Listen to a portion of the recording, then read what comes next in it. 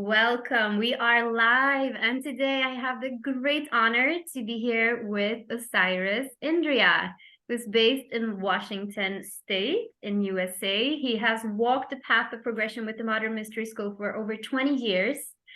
He's a father to a beautiful son. He's married to another high initiate, and himself, he's a guide and a ritual master within the lineage. And he's a very successful entrepreneur. And I am delighted to have you here, Osiris. Welcome. Thank you so much, Maria. I'm so glad to be here. Thank you. And today we are going to talk about the beautiful subject of parenting with the Modern Mystery School tools. And I thought of you because you have walked the path for a long time and your son is 8. And I want to dive right in, if that's okay with you. Of course. We'll Let's go go. right to it. Yeah, great. So what would you say are some major keys you apply as a father using the Modern Mystery School tools? Well, the most important thing is fathering myself. I made choices early on in my early adulthood not to have kids right away. I spent my early 20s mostly in the mystery school. So I started early on this path around 23 and went through a lot of major transformation. So when I started, I moved really fast because I had already tried a bunch of different things. All of them failed pretty quickly. So I assumed that this was just another thing that was going to eventually not work out. So let's get there quickly. So I took every class I could, every activation, initiation, whatever there was, meet the founder, do whatever I had to do so I could figure out where it was going to fail so I could move on to the next thing. Because I was aggressively going for figuring out who I was and how to master myself and live the life I wanted to live. But I just never found where it failed. In fact, it just made me the person I wanted to be so quickly. In fact, it was almost too quickly at first. I had went through a lot of major transformations in my early 20s. And soon after that, someone who I'd known for years, who is now my wife, I introduced her to the school, and she had her own whole journey with the school that it was clearly something she really needed in her life to live out her purpose.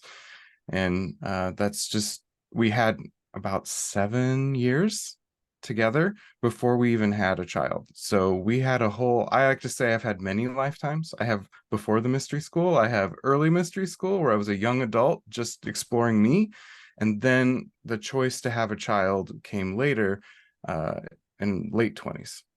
But it's beautiful. So your parenting experience is really within the tools only because you've been on the Yes. path for so long. And like you were saying, you were fathering yourself. This is the big one. Yes. Know thyself is like the great work that we speak about. But should you give an advice to parents to be or new parents, like coming from the Modern Mystery School toolkit, what would be like the one thing you wish like to share of your own experience that you found really effective? Sure.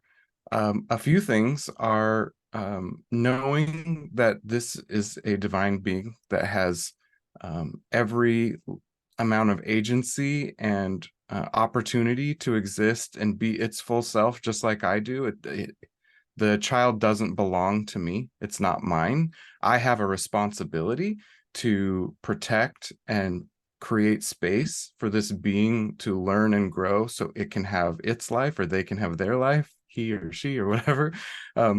But they belong to the world. They have a body. They're a spirit being coming into this life to have a body to do their purpose and serve other people. So I've been telling him, my son Tavi, since he was very young. He always asked me, why are we doing this, Dad? Why am I going to preschool? Why am I going to pre-K? And I always say, so you can help people. And he loves that because that talks to his core, because all humans have a deep desire to do that. I tried explaining lots of other things. Oh, you need to learn this, or, mommy and daddy have things to do. Like, none of that is going to be an explanation that a divine being can comprehend, especially when they're young. But telling him he's there to help people. And what ended up happening is all of his teachers were saying, oh, you're the parents of the kid that talks like an adult. and he talks like an adult because he walks in there knowing he is every he's just as important as anyone there. Just because a teacher is older and has different skills and a different sized body doesn't make them any better than him. But he also is there to help everyone. So he's not there being better than anyone else. We didn't try to instill that in him. We just made sure he knows how to respect himself and how to respect everyone else. By giving that to him, by respecting him. Like even when he was an infant, we would speak to him in complete sentences. And if he asked me, what is this, or how does that work? Like, what is rain? I explained the entire water cycle. And this is when he was less than 2 years old. And did he understand it all? Of course not. But I don't dumb it down. I didn't use baby talk. This is a full and complete being. In fact, in many ways, he's closer to the way I want to be when he was born than I was. So I was there to learn from him and understand what it's like to still feel close to source and to not have the filters that come in through experience, through life telling us we're not good enough and all those other things that I have. He didn't have that. So I wanted to make sure I was seeing things through his eyes and reminding myself about my innocence. Wow, that's beautiful. And I feel it's a healing experience just to hear your words to say we're all here to help. Any parent can say that at any given time, wherever you are in your journey. We can Yes, share that with children to say we're here to help you and I both. And you have your exactly. own, very important role to play. But in that journey, though, as a parent, holding space is still a role of the parent sometimes. And what would you say about how have you felt very successful in holding space, and where have you learned how to do it maybe a little differently from how you thought it was going to be? I love this question. I definitely had a lot to learn, of course. So when my wife Chiana was pregnant, my initial desire and my feeling of this is how I wanted to father was I'm going to be right there with her. I'm going to be helping her every step of the way. And we would get in so many arguments. There'd be so much friction. And it was because I was trying to step in on what she was doing. She had it under control. She didn't need me there. And so I had to figure out, well, what am I doing? Then what am I supposed to be doing? If I'm not supposed to be, in the middle, in the center where all the action's happening, maybe I need to be outside of there. So I started looking outward and thinking, oh, maybe this is part of at least how my masculine works. Well, she's literally embodying a new life. I needed to go out and create a peripheral zone. I needed to create a circumference around that center that I could monitor and prevent things from getting into her space. So she would have to handle these external things because she was handling so much on the inside. And, of course, during the time of her pregnancy, she was activating and initiating people and traveling all over the world. But she was able to do that better when I was taking the things that didn't matter, that she didn't need to manage and deal with, and just handle them. So I started trying to make a big buffer zone of the unessential things and making sure that they were handled. And that was a massive epiphany for me because I had never done that before. I just assumed, oh, we're equal, we should do everything together. And that has continued after my son was born, and now that he's getting older. I still have a role in sort of walking the periphery and making sure that things don't interfere in what's going on with what they're handling together. Wow, it's so beautiful to hear you so comfortable and say you're saying unessential, but that's not how I would label them. They are fundamental things of getting life done, but in the sense of bringing up a child, what could Right. seem like the essential is like the nursing or the feeding or all these things that are in the center of it. But I would say what you're saying is getting the balance of a home working. So they are very, very essential.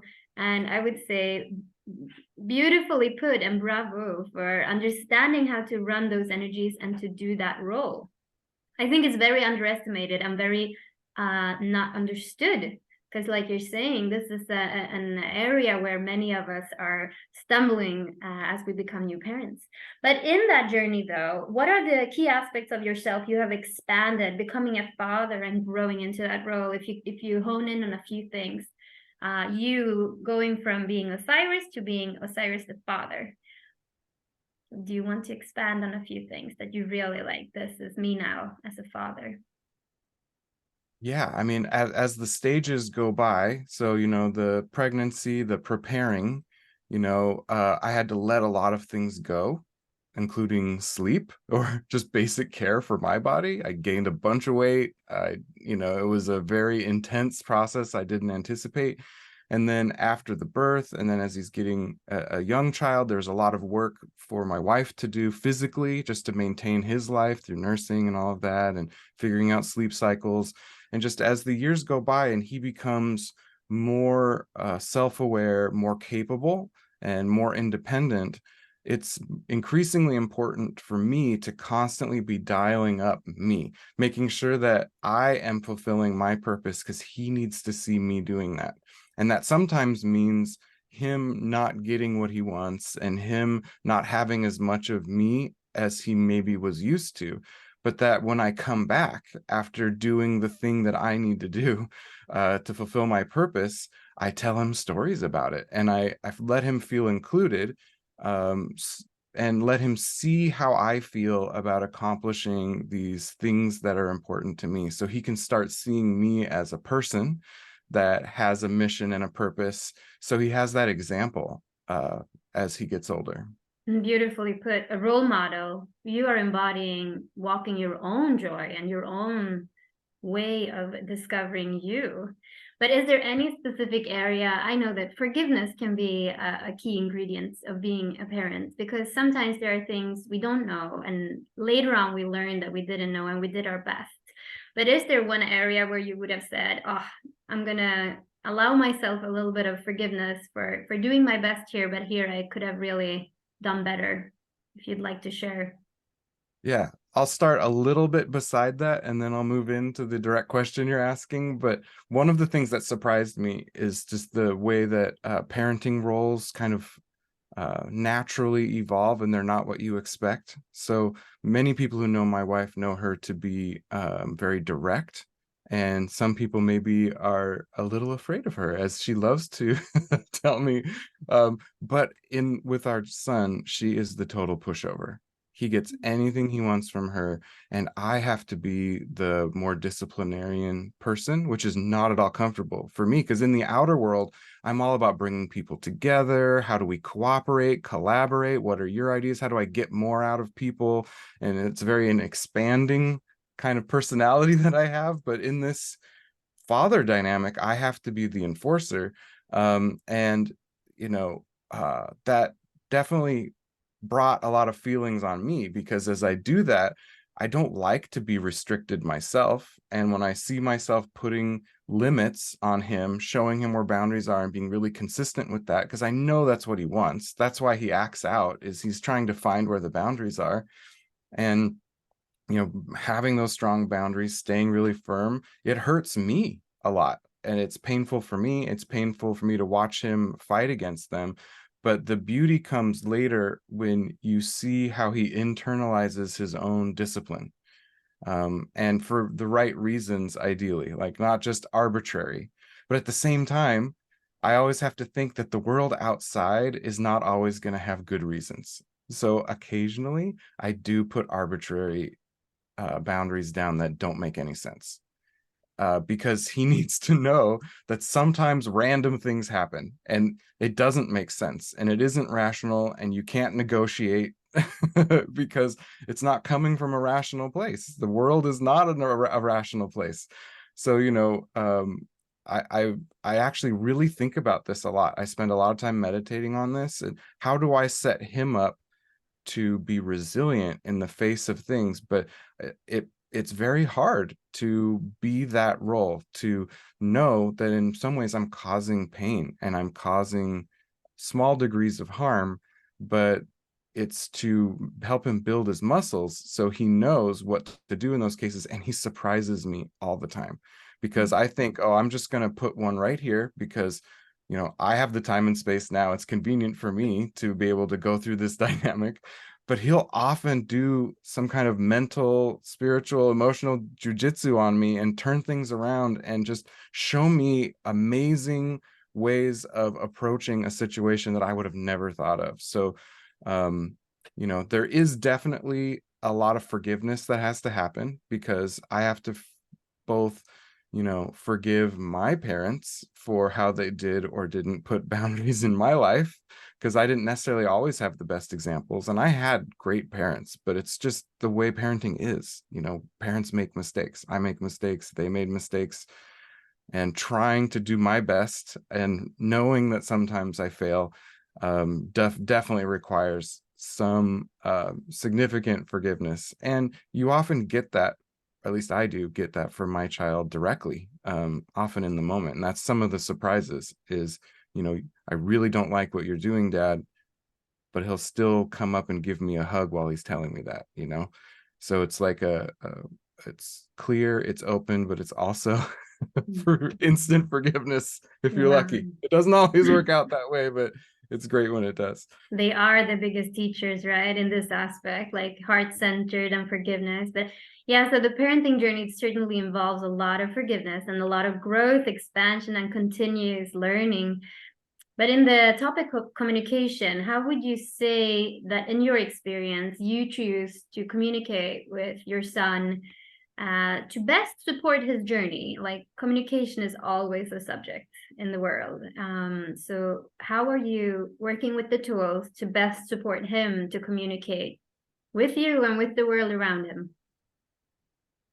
Great question again. Again, it comes back to me. So making sure that I'm doing the work I need to do to have clarity. So, you know, if I don't do my rituals, if I don't do my meditation, if I don't take care of myself, then things spin out of control really quickly. I get hung up on beliefs that may not even be true. I get emotional turmoil. And if I let all of that build up, then when I'm communicating, I'm transmitting that chaos to whatever the situation is. So the more that I do my work and take care of me, then I can make sure that whatever the dynamic that's happening between us is really just about whatever we're addressing. Mm. And because we started young with the full and complete sentences and complete thought explanations of everything, he's really accustomed to having discussions about why situations are what they are, and, you know, asking questions and going deeper. And he almost kind of requires that to feel satisfied about things. So now that he's older, sometimes I have to actually withhold some information because he's not going to get the deep, thorough explanation of why all the time from life as well. You know, sometimes it's just that way, you know. Sometimes it needs to be or, you know, because it's in the moment, especially like, you know, as a parent, sometimes there's emergencies, you know, sometimes you just got to grab your kid by the arm and pull them out of the street, you know, so they don't get hit by something. And you don't have time to explain. And yeah, but it always starts with me having clarity with myself. And it's really clear when I don't, because things go awry really quickly. Beautifully put. Like it always comes back to us, right? If we hold the inner stillness, if we can be more in the void, so to speak, and act from a place of stillness, they feel that. But it's important, like we say a lot about that life is joy. Life is about, you know, the passion and flowing that. So what do you do? Maybe also to really embody that joy. What do you do to recharge and to really refill your battery of joy? Right now, there's a lot of exercise. We live in a beautiful space in the woods in northeast of Seattle, and there's a ton of walking trails and a very slow-moving river right across the street from my home. And so I can literally walk for hours without being on any streets and being in beautiful nature. So I actually lived in this home for 2 years before I set foot on a single one of these trails. And it finally dawned on me, you know, I need to get out. So I actually wake up really early every morning and I go do my walks, and it's kind of a moving meditation. Um, and so when I come back and I'm now helping my son to get up and get ready for school and making him breakfast, like I've already had that me time. I started my day outside, even in the rain, whatever the weather is. I go out there because it's very nourishing for me to have that time just wandering. It's amazing how Wow. peaceful I can feel just knowing that I can just go out and explore and then bring that back home, and having had that me time. Awesome. Yeah, but that is to tap into yourself and that stillness. As a parent, that could be pure joy of just having Yeah. a bold train of thought.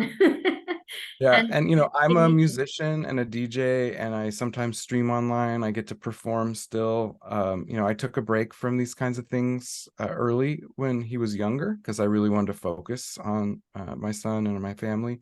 But now that he's older, I'm getting back into all my creative outlets, and he really enjoys that. We listen to music together. you We DJ play together.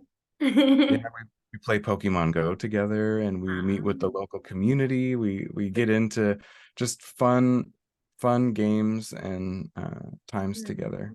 I also That's just showed him Avatar: The Last Airbender. Oh my gosh, he loved that. Oh, fun, fun, fun.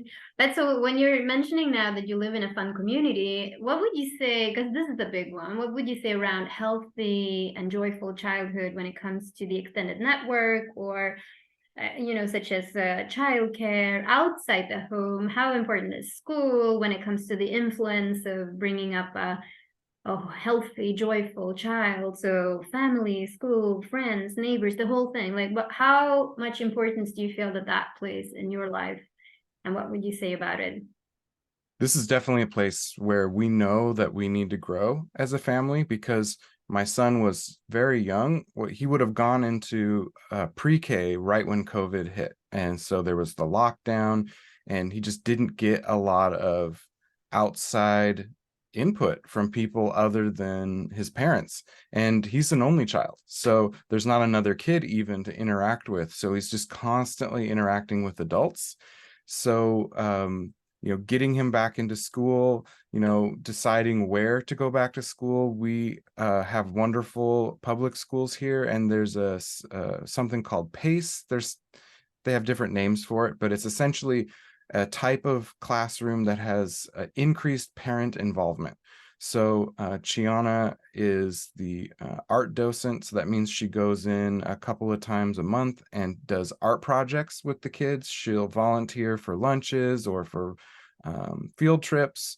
And all the parents from kids in the class are volunteering in rotation. So there's just lots of extra adults around. And that's one of the things that I feel like school systems get wrong generally, at least in America, maybe not where you are, but you don't get a lot of opportunity to see adults interacting with adults because there's usually one adult and lots of kids. So the kids are seeing how one adult interacts with kids and how kids interact with kids. But we also need examples of adults interacting with adults so we can understand what we're aiming for in the future or And what not to aim for in the yeah, and future. preferably healthy interactions, because that's also in sometimes shortage, right? In healthy communication and healthy embodiment of joy or what have you. So But we've actually definitely. struggled in the department of like just babysitters and things. So because we have two parents, we do a lot of switching off, and we have our parents who love to come and hang out with him, but that's a limited pool. So that's something we It need sounds to like get you're doing more great. comfortable with over time, and invite more people into his world. But what would you say to new parents who are considering to start the path and they're like, oh my gosh, I'm overwhelmed with life as it is? Would you say, start walking the path? It gives you tools, it gives you more than you feel that it's gonna, like, it's an investment to start going perhaps to meditations and whatnot. But what would you say to parents of young children or parents to be considering to start the path of progression with the modern mystery school? If you're not a parent yet, but you want to be, definitely start this first. If you don't have that luxury, if you have a child and you're just hearing about this for the first time, it's still a great time to start. But you also need to be aware of your bandwidth, and that making sure that your resources, your time, your energy, that the child gets what they need. There's no, especially at early and young stages, there's just a level of need that is much higher because they are so dependent on us for everything. And as children get older, they get more independent and they really need to see us thrive and shine. So that's a perfect time to spend more time on the self. Like I said, basically since my son turned 6 was when I really saw that transition where he was more independent and there was a lot more room for me to dive deeper into me and also show him what I can do out in the world and with more people. And that's only been a positive since then. So yeah, there's no real time where I would say don't do it. It's just that also know how to balance that with the needs of the family. Totally. So thank you so much, Osiris. We're running out of time, but we can find you in Washington, USA. You and your beautiful wife. You're both practicing at a Blessed Terra. Yes. Um, frequently holding many different classes. I am Maria Johansson. I'm a guide and ritual master with the lineage of King Solomon, and I'm based in Sweden, Lerum. I'm so grateful to have had this time with you, Osiris, and thank you. I can't wait to So see you much. soon again. Yeah, see you soon. Bye-bye. Bye, Maria.